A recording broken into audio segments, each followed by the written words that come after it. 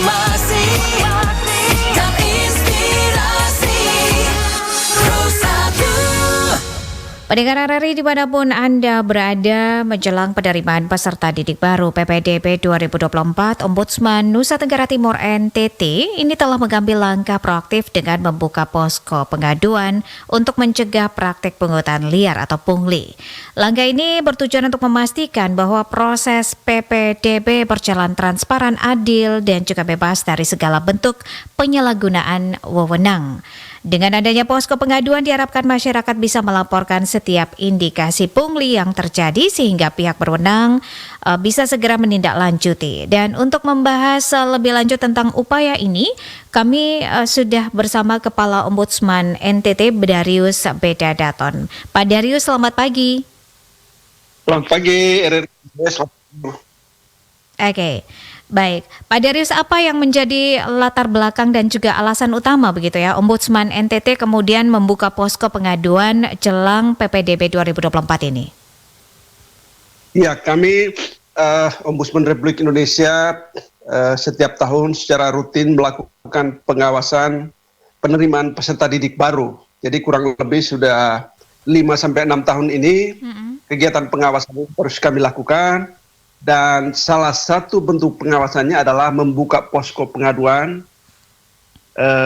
dengan harapan jika para orang tua siswa yang masuk PPDB tahun ini mengalami berbagai permasalahan sekitar PPDB, dia boleh menyampaikan komplain ke nomor kontak posko yang kami sebarluaskan.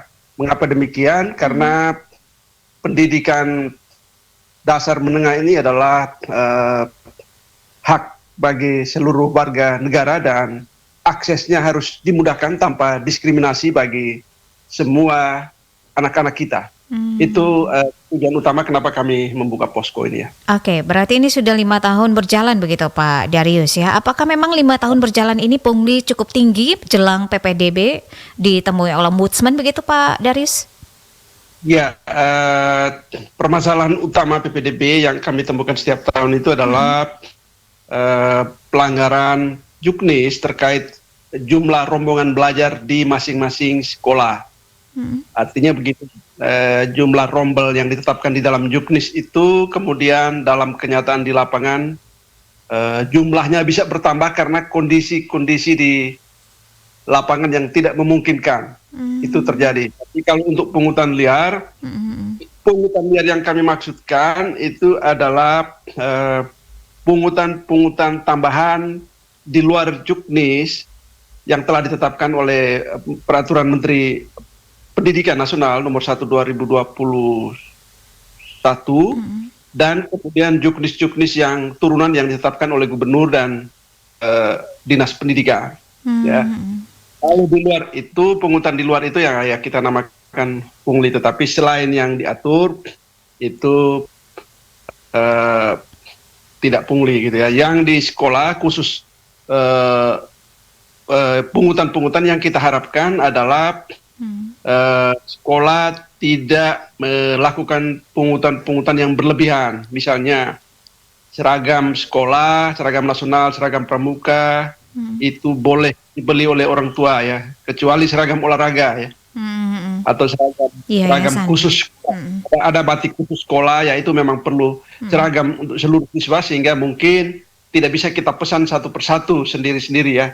Jadi itu sekolah boleh pesan untuk pakaian olahraga dan seperti yang lain, topi, dasi, baju pramuka, baju nasional itu saya kira orang tua bisa beli sendiri di toko-toko pakaian yang ada. Nah, kemudian pungutan-pungutan lain yang kita anggap tidak terlalu perlu juga ditiadakan agar tidak memberatkan para orang tua yang akan menyekolahkan anaknya mulai dari SD, SMP, SMA, madrasah dan seterusnya. Kira-kira begitu. Oke. Data yang diterima oleh Ombudsman belakangan ini terakhir gitu ya, data terakhir yang diterima oleh Ombudsman terkait dengan pungli PPDB ini seperti apa? Yang tadi sesuai dengan kriteria yang sudah Anda sebutkan masuk dalam pungli yang dimaksudkan begitu? Iya, kalau terakhir ya pungli di sekolah, saya ingat tahun lalu itu ya item-item tambahan ya, misalnya ada biaya sumbangan 8 standar pendidikan atau sumbangan-sumbangan lain yang menurut hemat kami tidak perlu ada begitu ya, karena itu sumber pendanaannya ada yang sudah dari BOS ya, sehingga tidak boleh ada pengulangan lagi di yuran komite dan seterusnya. Jadi hal-hal yang item-item yang menurut hemat kami tidak terlalu penting atau tidak perlu ada, itu tidak perlu dipungut, itu saja sebenarnya. Tapi kalau pungutan-pungutan liar yang lain sih tidak terlalu nampak ya di sekolah ini. Hanya ada item-item pungutan tambahan yang diminta untuk dibayar oleh orang tua siswa. Itu yang kita harapkan tidak perlu terjadi. Gitu. Oke. Ya. Baik. 5 tahun sudah dibentuk posko begitu ya, jelang PPDB yang dilakukan oleh Ombudsman ini sebagai upaya begitu ya untuk mencegah pungli.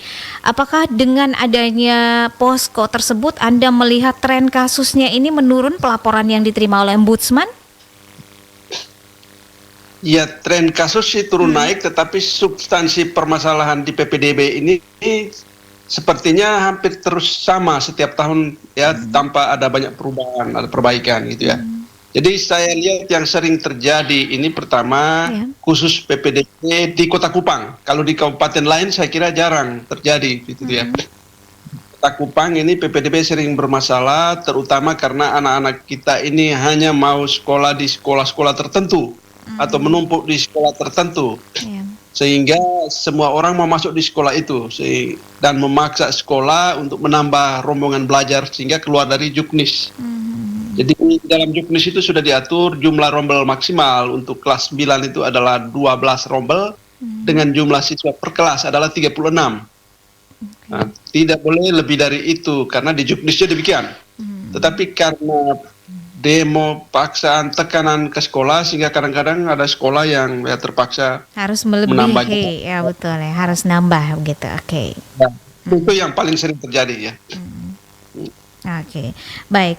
Nah, kita kembali lagi ke ini ya, posko pengaduan yang sudah disediakan oleh Ombudsman NTT. Nah, bagaimana mekanisme kerja posko pengaduan ini, Pak Darius? Dan bagaimana masyarakat bisa mengaksesnya? Ya, posko ini kami bentuk tim di posko atau tim PPDB. Anggotanya rekan-rekan kami di Ombudsman ada sekitar 4-5 orang. Tim ini melakukan beberapa kegiatan selama PPDB berlangsung, antara lain pertama melakukan rapat-rapat koordinasi dengan seluruh stakeholder pendidikan, mulai dari Dinas Pendidikan Provinsi, Kabupaten, Kota, dan Lembaga Penjamin Mutu LPMP untuk mendiskusikan berbagai hal terkait juknis. Kemudian yang kedua, tim ini juga melakukan kunjungan langsung ke sekolah-sekolah yang dipilih untuk dikunjungi pada saat PPDB. Mulai hari ini, jadi mulai hari ini kami akan turun, tim itu akan turun 19 sampai 21 Juni. Lalu selain turun, nanti jika para orang tua siswa menemukan berbagai permasalahan sebagaimana yang kami share di flyer, boleh menyampaikan laporan itu langsung ke kantor kami di posko itu atau melalui WA call center yang telah kami sebar. Selanjutnya, tim ini akan menindaklanjuti laporan tersebut dengan menghubungi focal point atau LO di sekolah yang bersangkutan untuk menyelesaikan permasalahannya. Jika masalahnya ada di Kementerian Pendidikan, akan kami teruskan ke Kementerian Pendidikan. Karena posko PPDB ini bekerjasama dengan Inspektorat Jenderal Kementerian Pendidikan dan dilakukan seluruh Indonesia. Hasilnya juga akan kami laporkan ke Menteri Pendidikan setelah pelaksanaan PPDB ini. Kira-kira begitu ya. Oke. Dan Pak Darius, apa yang menjadi harapan Anda dan juga target Anda dan teman-teman Ombudsman NTT terkait penanganan pungli di PPDB 2024 ini? Ya, kami berharap karena sektor pendidikan ini adalah hak dasar warga, kami berharap seluruh stakeholder pendidikan memudahkan akses bagi seluruh siswa untuk sekolah di sekolah-sekolah negeri maupun sekolah-sekolah swasta. Hindari pungutan-pungutan yang tidak terlalu bermanfaat untuk siswa dan pengembangan siswa, sehingga tidak memberatkan orang tua. Ya. Karena bagaimanapun juga angka partisipasi pendidikan di NTT ini masih belum terlalu tinggi, sehingga kemudahan akses bagi mereka untuk sekolah itu harus kita mudahkan, sehingga anak-anak kita bisa sekolah dengan lebih lancar lebih sukses dan seterusnya, tidak harus dibebani oleh pungutan tambahan yang tidak berarti untuk mereka gitu. Kira-kira begitu. Harapan saya untuk sekolah-sekolah kira-kira begitu. Oke. Baik, Pak Darius, terima kasih untuk waktunya bersama RRI pagi hari ini. Sukses untuk Pak dan juga tim begitu ya.